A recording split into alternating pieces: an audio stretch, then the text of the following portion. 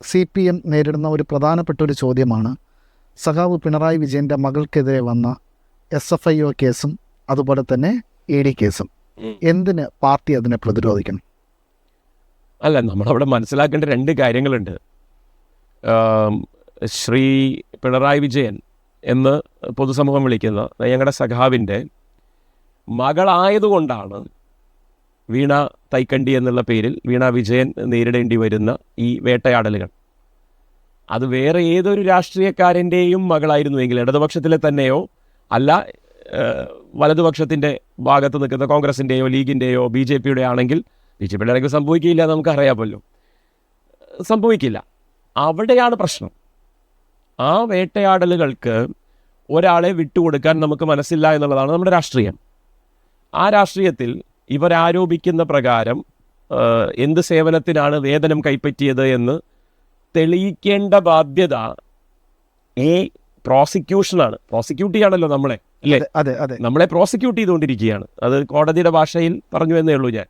അപ്പോൾ പ്രോസിക്യൂഷൻ്റെ ഉത്തരവാദിത്തമാണ് എന്ത്, ഈ കുറ്റം തെളിയിക്കാൻ. അവർ തെളിയിക്കട്ടെ എന്നാണ് നമ്മൾ പറയുന്നത്. സഖാവ് പിണറായി വിജയൻ അതല്ലേ പറഞ്ഞു, എൻ്റെ മകൾക്കെതിരെ ആരോപണം ഉണ്ടെങ്കിൽ നിങ്ങൾ തെളിയിച്ചോളൂ.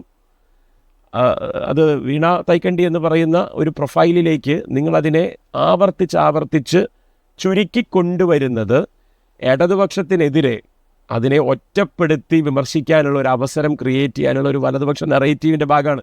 അതിൽ ഞങ്ങൾ വീഴില്ല, നമ്മൾ വീഴില്ല എന്നുള്ളത് വളരെ കൃത്യമാണ്. അതിനെ അടർത്തിയെടുത്ത് പരിശോധിച്ച് അതിന് ചില ഉത്തരങ്ങൾ തന്നുകൂടെ എന്നതാണ് ചോദ്യമെങ്കിൽ നിങ്ങളിതിനെ മുന്നോട്ട് കൊണ്ടുപോകണം. ഇതിനെ ഈ ലാവ്ലിൻ കേസ് അടക്കം എന്തായിരുന്നു ഇവിടെ പറഞ്ഞുകൊണ്ട് നടന്നിരുന്നത്?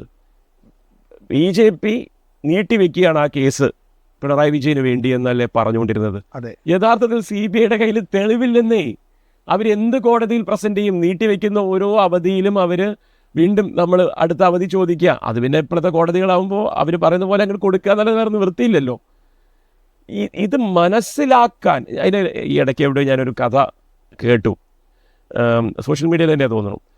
നമ്മൾ കേൾക്കാൻ ആഗ്രഹിക്കുന്നത് പോലെയുള്ള കാര്യങ്ങൾ നമ്മൾ കേട്ടാൽ നമുക്ക് സന്തോഷമാണ്.